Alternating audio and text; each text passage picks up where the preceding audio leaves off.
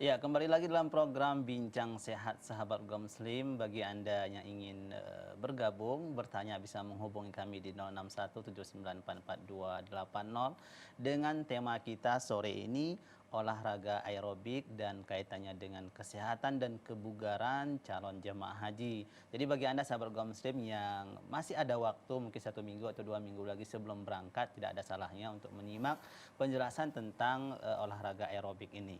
Iya, Dok, tadi Iya, dokter sudah menjelaskan salah satunya dari macam-macam olahraga aerobik itu adalah salah satunya seperti maraton ini iya, merupakan bagian dari aerobik itu sendiri, Dok ya. iya, Nah, kira-kira apa saja, Dok, lagi bentuk-bentuk olahraganya yang bisa mungkin sahabat keluarga muslim di rumahnya bisa praktekkan? iya.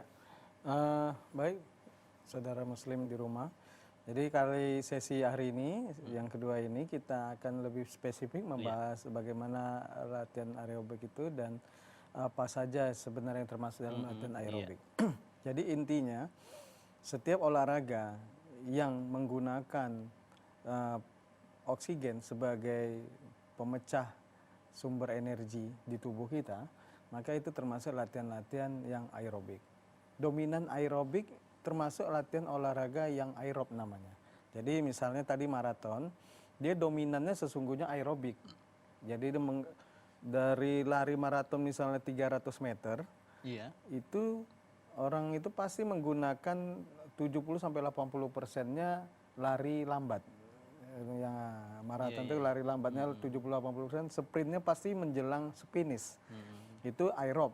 Jadi kalau dominan aerobik itu kita kategorikan juga olahraga aerob. Nah, kalau dulu kita selalu melihat olahraga aerob itu olahraga yang di dalam ruangan kaca, ruangan fitness center, pakai alat-alat Iya. dengan lagu-lagu, itu iya juga. Karena dia melakukan kondisinya selama badan tidak merasa sesak nafas. Jadi dengan alat atau dia senam di dalam ruangan tertutup juga aerobik. Santai tapi sehat seperti itu, Iya, Dok ya. seperti itu. Jadi dilakukan dengan program latihan yang dibuat secara berulang-ulang dengan mengolah fisik, jadi menggunakan energi untuk membakar kalori dan pembakaran kalorinya menggunakan cadangan oksigen yang cukup. Jadi dia tidak sampai sesak napas. Nah, jadi latihannya bisa senam ya dengan lagu. Iya. Lagu-lagu ini dalam konotasi yang positif ya. Jadi lagu penyemangat mungkin beberapa musik penyemangat, tanpa musik juga boleh. Kalau Oke. para Bapak Ibu semua yang mungkin tidak doyan untuk dengari musik, tidak baik, Iya. ya itu boleh. Jadi dengan irama sendiri. Iya. Tapi dia olah tubuh yang sifatnya terukur, jadi tidak sampai sesak nafas. Itu dilakukan kurang lebih durasi 30 sampai 60 menit. Dilakukan frekuensinya 3 sampai 5 kali ya. Sesungguhnya 3 sekali saja seminggu. Seminggu. Ya. Oke. Di 30 sampai 60 menit naikkan saja. Kalau belum mampu 60 menit, Bapak Ibu bisa cuma 30 menit saja gitu Mas Oke. ya. Jadi dilatih nanti bertahap menaikkan kapasitas latihannya tadinya 30 menit, minggu Iya. depan 60 menit gitu. Oke, tapi harus bertahap, Dok ya. Jangan Iya, dari awal begitu mulai aerobik langsung 1 jam, 2 jam, iya, ini iya. tidak bagus, Dok ya. Iya. Oke, ini tidak mesti di dalam ruangan seperti itu bisa juga, Dok. Iya. Jadi ini tidak mesti di dalam ruangan. Bapak Ibu yang mungkin tinggal di daerah Iya, pedesaan, iya.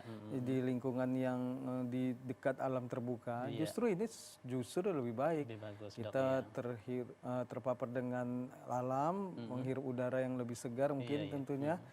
Ya, ini Bapak Ibu bisa latihan di luar dengan jogging misalnya, ya. Jogging selama kurang lebih sama, waktunya 30 sampai 60 menit. Iya. Jogging dengan cara ini Bapak Ibu membakar kalori tetap dalam kondisi steady state, ya. Steady state ini artinya Bapak melakukan olahraga dalam kondisi konsumsi oksigennya maksimal, cukup. Jadi masih bisa menghirup udara dengan bagus. Tapi kalau Bapak Ibu jogging sama teman misalnya sama Ibu sambil cerita, lama-lama sesak nafas sambil cerita itu berarti itu udah kelebihan. Oh, Itu berarti tandanya. dikurangi lagi dok ya, Iya, direndahkan jadi lagi. istirahat Oh gitu. iya Itu berarti betul. kelebihan itu Hmm, sudah mencapai anaerob. Itu oke. tidak baik kelebihan seperti itu. Nah, apa untungnya olahraga aerobik ini kita eh, lakukan secara rutin? Hmm, Ada 3 keutamaan utama. Pertama, dia melatih fungsi jantung dan pembuluh darah atau kardiovaskular, Mas. oke, iya Jadi iya. Bapak Ibu, dengan olahraga aerobik ini dapat meningkatkan kapasitas cardiac output atau pompa jantung gitu Iya ya. iya iya. Semakin lama semakin baik. Nah, itu Oke, sehingga sehingga ini nanti ibadah cakupannya. haji Iya. tetap dengan menjalankan tetap dengan Iya. semangat dok ya, Jadi dengan kalau pompa jantung ini lemah, aliran darah itu lemah, Mas. oke. Sehingga nanti melakukan aktivitas yang agak lebih berat tidak cukup ya. Kalau dia sering dilatih, jantung ini akan mengalami kompensasi. Jadi misalnya awalnya kita hanya bisa jalan atau jogging itu 15 menit sudah lelah, sudah capek. Kalau Iya. kita latih pelan-pelan, Terus iya. lama-lama mungkin bisa setengah jam. Karena dia berlatih bertahap. Betul. Daripada calon jamaah haji tidak pernah latihan. Oke, karena nanti di sana ada dari kecil dok Iya, ya. seperti itu. Oke. Kita nggak tahu kondisi di sana ya kan, sangat berat di sana Iya, iya, lapangannya iya. ya, sehingga membutuhkan energi yang cukup, Betul. kebugaran yang prima. Iya. Maka dari itu Bapak Ibu, fungsi latihan aerobik ini meningkatkan kemampuan jantung dan pembuluh darah. Yang kedua, meningkatkan kelenturan otot. Iya iya iya. Jadi meningkatkan kelenturan otot dalam arti otot ligamen di sendi-sendi. Nah, jadi kelenturan sendi-sendi kita, ya ini semua ini perlu lentur. Oke. Karena kita tidak tahu medan kita di depan itu membutuhkan persendian yang kuat, yang lentur, yang fleksibel sehingga tidak mudah mengalami Kram misalnya, dislokasi, dok ya. dislokasi atau lepas sendi, ya kan? Misalnya terjatuh, terbentur sedikit, dah mengalami pergeseran sendi seperti itu. Maka harus kuat. Oke, apalagi ketika tawaf itu sangat Bisa sering mengalami sprain atau strain. iya, iya. Kalau orang kita bilang keplekok gitu ya. Betul. Nah, itu kan tentu mengganggu dan iya, iya. tentu menyulitkan bagi jemaah haji tentunya. Nah, yang ketiga itu adalah melatih kekuatan otot. Jadi melatih kelenturan ligamen sendi. Nah, sekarang melatih kekuatan otot kita. Jadi otot itu harus dilatih agar kekuatannya maksimal. Tubuh kita nih bisa bergerak oleh karena otot. Bapak Ibu bisa melangkah, nanti sa'i, lari dari kecil, otot-otot betis itu harus dikuatkan. Dengan cara begitu, saat benar-benar ibadah haji, tidak mudah kram, jadi ototnya prima, Bapak Ibu bisa mencapai target ibadah lebih cepat dengan kondisi fisik yang baik. Ya, karena di sana iklim lebih panas lagi dok Iya, ya. benar. Jadi memang dari sekarang betul-betul harus kita itu jaga kesehatan dok ya. Betul. Nah itu tadi 3 secara garis besar dok ya, keutamaan, Secara umum manfaat yang bisa didapatkan ketika kita selalu latihan aerobik untuk calon jemaah haji. Nah apakah itu hanya khusus untuk mereka yang sudah berumur, yang harus ditentukan 3 kali dalam seminggu dengan durasi 30 sampai 60 menit. Bagi mereka yang masih misalnya umur 30, umur 25 yang tahun ini berangkat juga naik haji, boleh nggak lebih dari situ dok? Iya, boleh. Jadi ini secara umum Bapak Ibu, kita juga batasan 3 kali seminggu ini tidak kaku, fleksibel ya. 3 sampai 5 kali seminggu, sesuai dengan kemampuan diri. Hanya kita tidak ingin setiap kita walaupun mampu tidak tiba-tiba dalam posisi maksimal. Ibadah saja Allah lebih suka yang sedikit, ringan tapi sering, rutin gitu. Daripada nanti tahajudnya 11 rakaat tapi cuma sekali sebulan. Atau sekali setahun dok.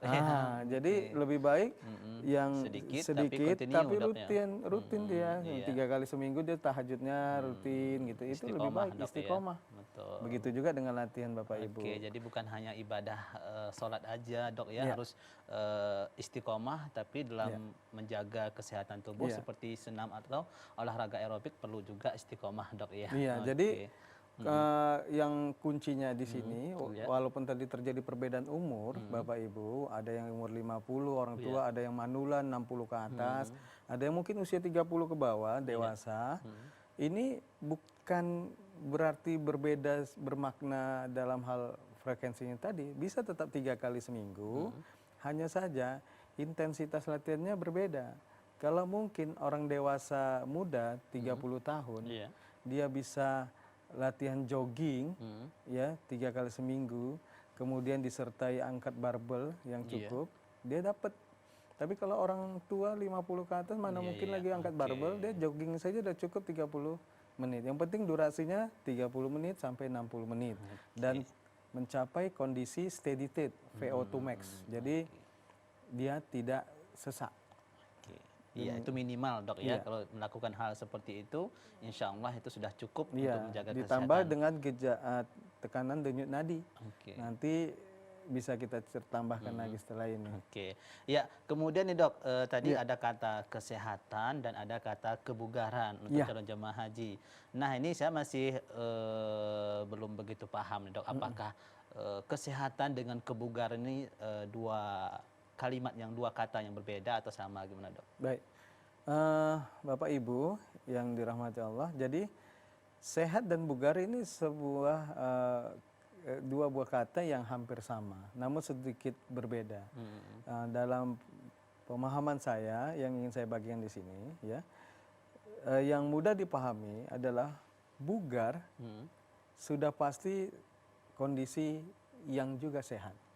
Tapi kondisi sehat belum tentu bugar. Oh, seperti itu dok ya. Begitu ya. Jadi saya ambil satu percontohan.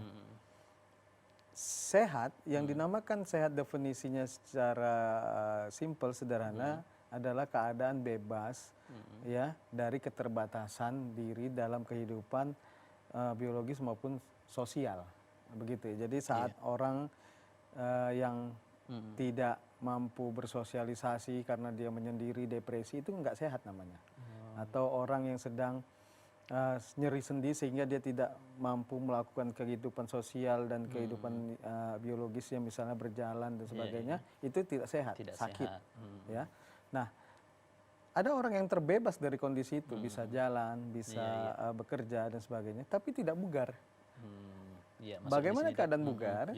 Keadaan bugar adalah satu kondisi kesehatan tubuh yang optimal, begitu. Jadi suatu kondisi kesehatan yang optimal. Optimal itu artinya tubuh yang sehat ini mampu melakukan aktivitas atau exercise yang lebih dari kebutuhan basalnya, ya.